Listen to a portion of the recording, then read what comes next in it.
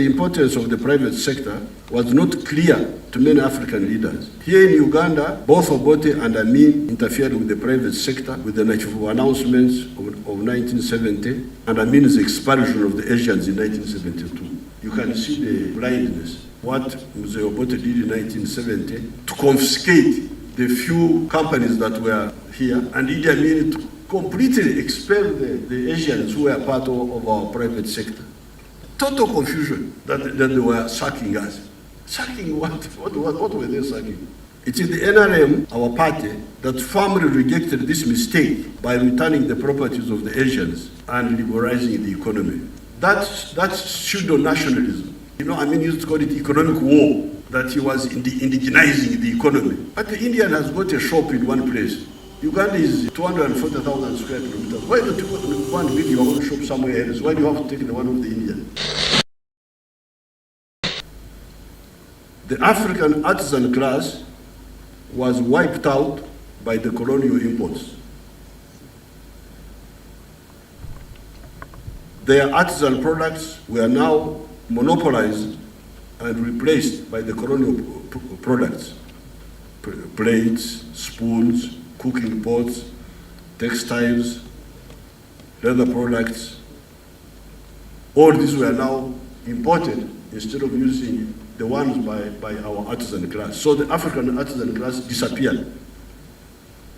The only class that survived was that of the peasants who were put to grow in colonial cash crops, coffee, cotton, tobacco, tea, palm oil, for supplying the colonial industries. With the independence, although a lot of time was lost with military governments engaged in primitive fascism, nevertheless, many of the African governments have correctly identified two crucial stimuli that can catalyze social transformation. These are education and health for all, what is normally called human resource development, and private sector-led growth. The two, education and liberalism in the economy, have the potential to cause social transformation. Especially the importance of the private sector was not clear to many African leaders. Here in Uganda, both Obote and Amin interfered with the private sector with the national announcements of 1970 and Amin's expulsion of the Asians in 1972. You can see the blindness. What Obote did in 1970 to confiscate the few companies that were here, and IDI AMIN to completely expel the Asians who were part of our private sector. Total confusion that they were sacking us. Sacking what? What were they sacking? Somebody is producing sugar for you. Instead of importing it, and you declare him a problem. The president is there, ministers are there. You can't believe it. Because they did not understand the importance of the private sector. It is the NRM, our party, that firmly rejected this mistake by returning the properties of the Asians and liberalizing the economy. Because when we came and we analyzed, that's pseudo-nationalism. Pseudo-nationalism, saying that, you know, I mean, used to call it economic war, that he was indigenizing the economy. But the Indian has got a shop in one place. Uganda is 240,000 square kilometers. Why don't you go and build your own shop somewhere else? Why do you have to take the one of the Indian?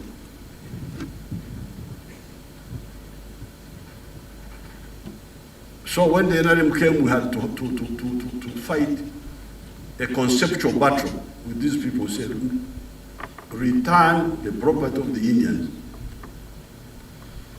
And when we were struggling to do that, the whole parliament was full of people who were sitting in Indian houses. So I almost developed throat cancer, persuading them that they should leave Indian houses and go and build their own houses. And the Indian houses were just 4,000. Can you imagine 4,000 properties in the whole of Uganda?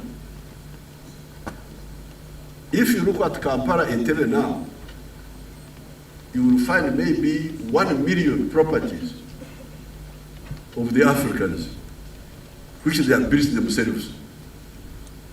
When I chased them from the Indian houses, from the 4,000, they have built more. Kampala and Entebbe, and they are now one town, built by the Africans, not by foreigners. But that was after I chased them from Indian houses. Because the Indian houses were Exirani. Exirani is, never like Swahili. Like Swahili. Oh. Exirani is bad luck, something that can cause you problems. But these people thought that Indian houses. So that conceptual confusion is very, very dangerous.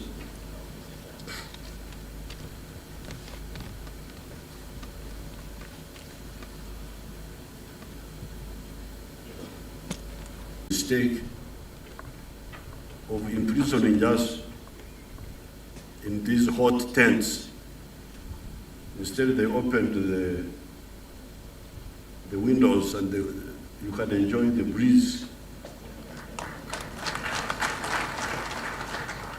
of Lake Victoria. Normally they keep out the air and then they bring it in with very cold. These air conditioners are not comfortable. It really heat you as if you are meat in a freezer. But I'm glad this time they have done it well.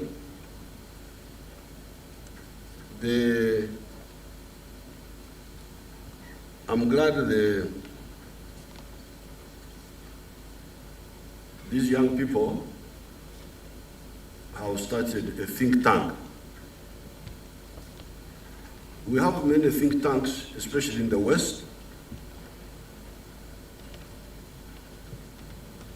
However, those think tanks don't think about Africa. They think about Europe, about the West, mainly. We are trying to start a think tank with the Prime Minister of Malaysia, Dr. Mahathir Mohamad, in the Commonwealth, which is based in London, called the Smart Partnership. But it has been having a lot of challenges. I liked it because it was a think tank that was like independent. Thank you for watching, guys. I really hope you enjoyed this video. Please share and like and subscribe because that's the way you support Kwazemi as a channel, an Afrocentric channel, where we try to understand deeper issues in African history and hopefully develop a collective intelligence on how we wish to build the Africa we want to see as people of Africa. See you in the next one.